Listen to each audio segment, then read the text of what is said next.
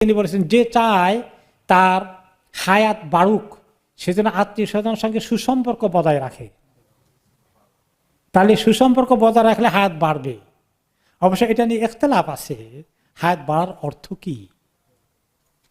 একদল ওলামায়ে কেরাম বলেছেন হায়াত বাড়ার অর্থ হচ্ছে যে তার হায়াতের মধ্যে আল্লাহ এমন বরকত দিবেন, তার অ্যাচিভমেন্ট, তার কাজগুলো খুব সুন্দর হবে, অনেক বরকত হয়ে যাবে তার লাইফের মধ্যে, হায়াতুন তাইয়্যিবা, সুন্দর অ্যাচিভমেন্ট হবে।